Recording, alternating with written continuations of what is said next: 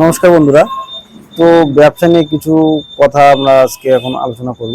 তো যে বিষয়টি আলোচনা করব, আমরা দেখি যে একজন ব্যবসা করছে, কি সুন্দর তার ব্যবসা চলছে, পরিশ্রম তেমন করতে হচ্ছে না। আদৌ বিষয়টি ওরকম নয়।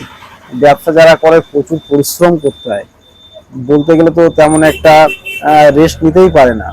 তো তার জন্য তার ব্যবসাটা দাঁড়িয়ে যায়। ব্যবসা অনেকেই করে, তো সবার ব্যবসা চলে না, কারণ হচ্ছে তারা ঠিক সময় দেয় না বা ঠিক কাস্টমার সঙ্গে ডিল করে না।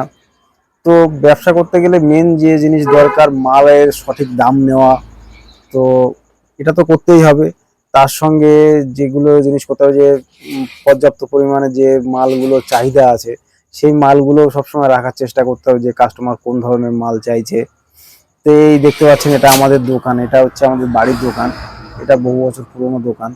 তো আমাদের বাড়িতে সবাই মিলে এই ব্যবসাটা মোটামুটি করি। ন্যাচারালি বাবা করেন, মা করেন, তো আমরা সবাই মিলে এই ব্যবসাটা করি। তো এখন এটা রিটেল প্লাস হোলসেল দুটো ধরনের মাল বিক্রি হয়। তো বিভিন্ন আইটেমের মাল আমরা পাইকারি দিয়ে থাকি আর কি।